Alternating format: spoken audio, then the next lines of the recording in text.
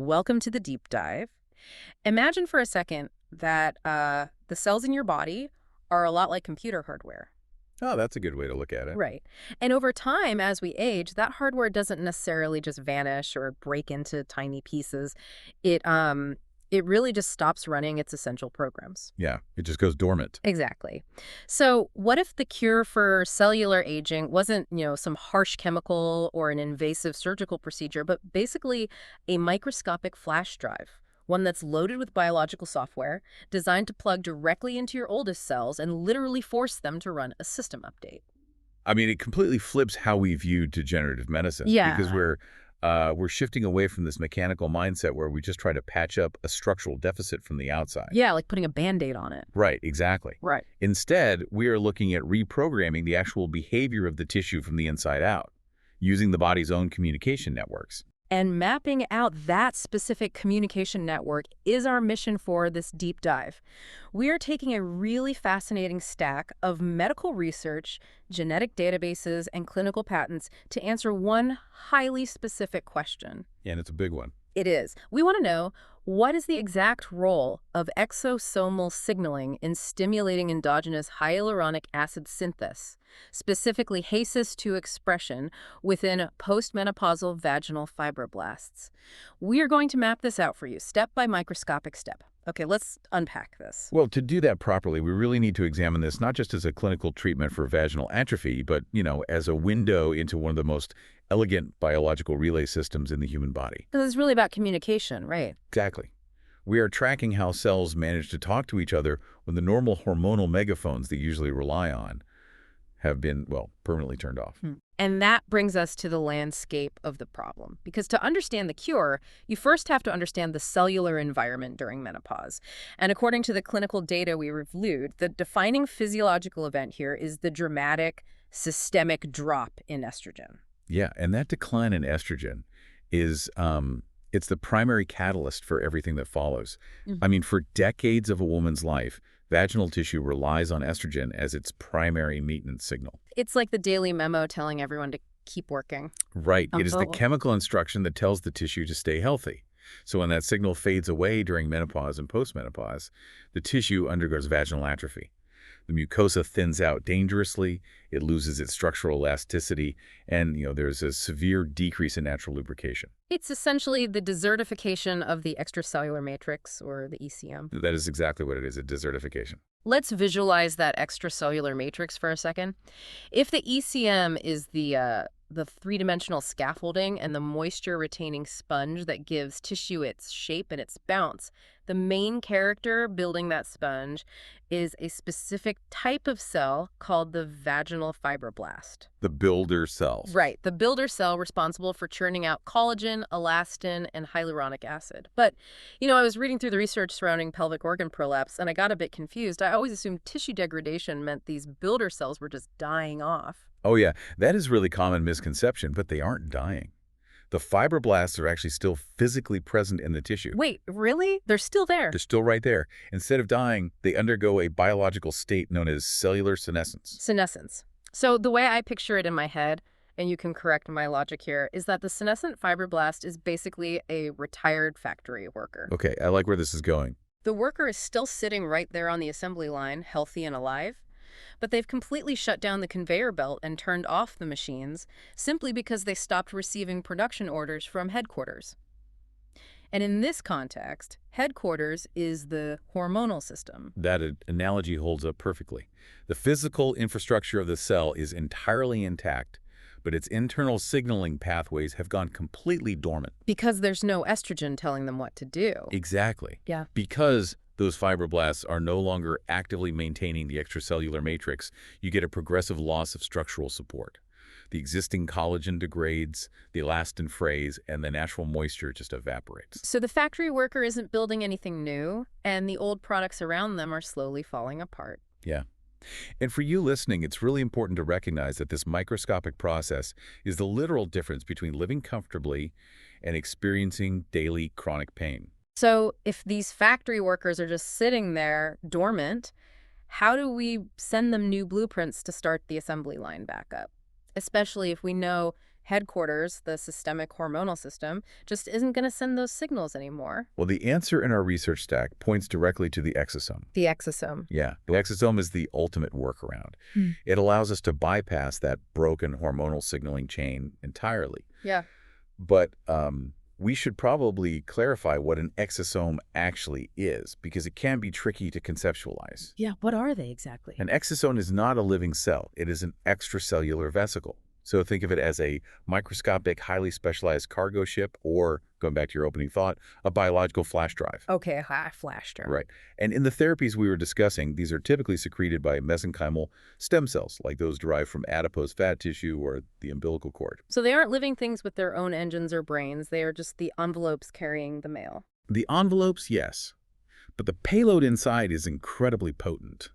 These tiny cargo ships transport a highly curated mix of proteins, lipids, messenger RNA, and growth factors. Basically, packets of biological software. Exactly. Meant to be downloaded directly into target cells. Let's look at the hard proof of this in action, because the UT Southwestern Medical Center study we pulled is just fascinating. The researchers wanted to see what happens when you introduce these specific stem cell exosomes to an atrophic, desertified environment. Right, the rat model. Yeah, to do this, they used ovaryectomized rats. Taking a moment to explain that model, they use ovaryectomized rats because, well, removing the ovaries eliminates the natural source of estrogen. Which creates a proxy for human menopause. Exactly, a highly accurate physiological proxy for it. And the delivery mechanism they used was so simple. They loaded umbilical cord mesenchymal stem cell exosomes into a hydrogel and just applied it topically to the vaginal tissue. Right on the surface. Yeah. And honestly, I expected the results to be mild, but they were actually staggering. The researchers proved that actual measurable cellular regeneration was happening by tracking specific biological markers. They really did. They saw a massive increase in a marker called Ki67 and another one called CD31. But let's slow down for a second. Can you translate those markers for us? Gladly. Let's look at Ki67 first. Yeah. In biology, Ki67 is basically the volume dial for cellular proliferation. Okay, proliferation meaning cell growth. Right. It is a protein that is strictly associated with cell division. If you see elevated Ki67, you know with absolute certainty that new cells are actively dividing and multiplying. The tissue is repopulating itself. Wow. And the CD31, what does that one do? CD31 is a marker for angiogenesis, which is the formation of new blood vessels. Blood vessels. Yeah, and this is a vital detail. You cannot rebuild a thick, healthy tissue matrix without laying down new plumbing to feed that construction site with oxygen and nutrients. Okay, wait, here's where it gets really interesting, and I have to push back a little bit. Sure, go ahead. If exosomes aren't living cells, and they don't have their own internal navigation systems or little microscopic brains, how do they actually find the fibroblast?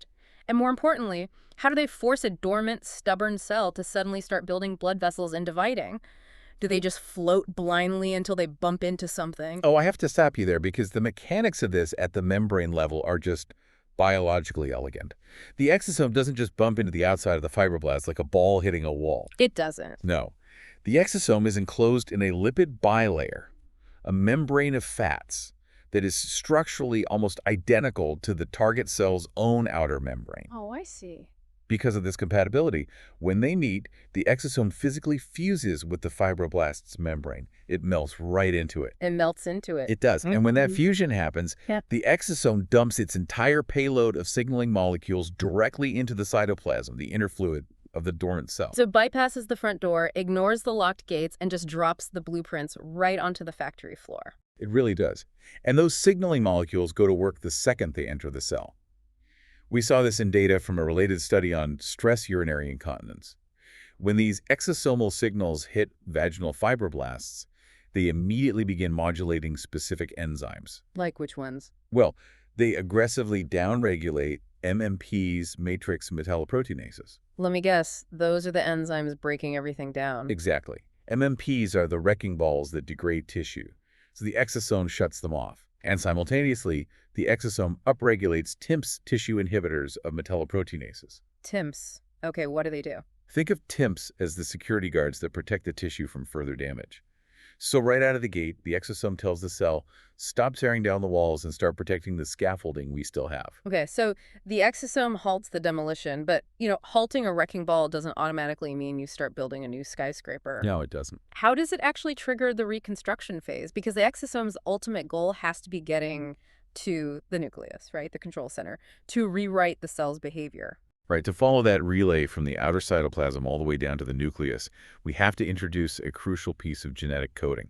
It's the CTNNB1 gene and the specific protein it produces, which is called beta-catenin. Beta-catenin. I saw this associated with the WNT signaling pathway in our notes, and I'm not going to lie, the WNT pathway is notoriously complex, and I got completely turned around trying to understand how it fits into this. It is a lot to wrap your head around. Can you simplify what WNT and beta-catenin are actually doing here? I can try. Let's break it down. Under normal conditions in a dormant senescent cell, beta-catenin is constantly being marked for destruction by a cellular mechanism literally called the destruction complex. The destruction complex, that sounds intense. It is.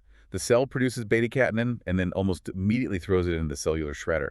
But the exosome brings in specific long non-coding RNAs that activate the WNT pathway. Okay. And when one is activated, its primary job is to reach out and pull the plug on that shredder. Oh, the destruction complex gets shut down, so the beta-catenin suddenly survives. Exactly. It stabilizes and starts accumulating in the cell. Mhm. If we go back to our factory analogy, beta-catenin is like a middle manager.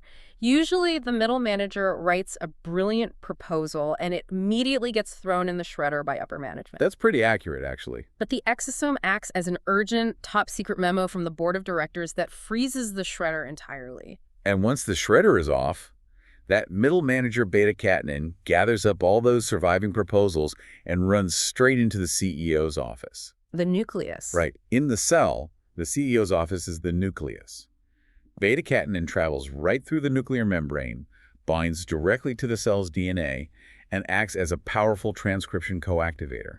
It authorizes a massive new rebuilding project. Because I saw in the NCBI genetic database that when beta-catenin binds to the chromatin in the nucleus, it serves as a master switch for a process called the epithelial to mesenchymal transition, or EMT. Yes, the EMT. It fundamentally wakes the cell up from its retired state, forces it to migrate, and puts it back to work. What's fascinating here is, looking at the bigger picture, you realize that the exosome didn't do the physical rebuilding itself. Right, it didn't lay down any bricks. Exactly. It just provided the specific molecular password, the activation of the WNT beta-catenin pathway that the cell needed to remember how to do its own job. So our middle manager, beta-catenin, is in the nucleus, shouting orders and authorizing the new project. What is the specific product being ordered? The million-dollar question. What is coming off the assembly line to actually fix the vaginal atrophy? The primary answer, and really the ultimate focal point of our deep dive today, is HAS2. Hyaluronic synthase 2. Yes. Yeah. When beta-catenin activates those target genes in the DNA, it directly upregulates the expression of the HAS2 enzyme. I really want to focus on what HAS2 actually is because the biological mechanics of it just blew my mind. It is incredible. Based on the validation research for HAS2 as a pharmacological target, this isn't just a protein floating around, it is a transmembrane enzyme. That means it physically embeds itself right across the outer wall of the cell membrane. And its sole job is to synthesize high molecular weight hyaluronic acid, or HMWHHA. And the distinction of high molecular weight cannot be overstated here. There are different types of hyaluronic acid in the body. Like different grades of it. Exactly. Yeah. Low molecular weight HA is often associated with inflammation, tissue injury, and distress. But high molecular weight HA, which is specifically what HAS2 produces, is found in normal, healthy, deeply resilient tissue. Wow, so the cell specifically chooses to make the good stuff. Right. It actively suppresses inflammation and promotes cellular homeostasis. And the way HASD2 makes this HA is incredible. From what I read, it sits in the cell membrane, grabs sugar molecules from inside the cell, stitches them together into a massive polymer chain, and then physically extrudes it, like pushes it directly through a pore in the membrane out into the extracellular space. Yeah. It's like a microscopic 3D printer pushing raw material out into the void to build the scaffolding around itself. It is a perfect biological 3D printer. And once that incredibly long chain of high molecular weight hyaluronic acid is extruded into the extracellular matrix, it physically transforms the tissue. Because of the water it holds. Exactly. Because of its massive size and tangled structure, it can hold an immense volume of water. Which directly addresses the primary symptoms of the vaginal atrophy we talked about at the beginning, the dryness and the thinning. Completely. That deep water retention causes profound tissue hydration. It increases transidate, which is the natural fluid lubrication that permeates through the vaginal tissue, and it restores the structural firmness, thickness, and elasticity of the vaginal wall. Now, here's a question I think anyone listening to this might be wondering right now. Okay, let's hear it. If the ultimate goal is just to get hyaluronic acid into the tissue to hold water, how is this endogenous self-made HA produced by HA-ACE2 any different from just going to the pharmacy, buying a synthetic hyaluronic acid lubricant or cream, and applying it yourself? Oh, this is the crucial difference between a temporary fix and a structural cure. When you apply a synthetic HA cream from the store, you are simply coating the outer surface of the epithelium. You're just painting the walls. Right. It sits on top, provides a temporary sensation of moisture, and is eventually washed away or degraded by the body's natural clearing mechanisms. It never actually becomes part of the tissue's architecture. It's just a Band-Aid. A wet Band-Aid, but a Band-Aid nonetheless. Exactly. But when your own rejuvenated fibroblasts synthesize endogenous high molecular weight HA via HAS2, that massive molecule is extruded directly into the deep interstitial spaces of the tissue. So it's inside the walls, not just on them. Yes, it physically weaves itself into the extracellular matrix, and even more importantly, this living matrix interacts with cellular receptors on the surface of nearby cells, specifically the CD44 receptor. I noticed the CD44 receptor in the research. The interaction between this self-made HA and CD44 is what continuously signals the immune system to suppress local inflammation and promote ongoing cell health. You've got it. It turns the matrix from just a wet sponge into an active, communicative environment. Think of it as the difference between watering a dead plant from a watering can and actually bringing the plant's root system back to life so it can continuously pull water and nutrients from the soil itself.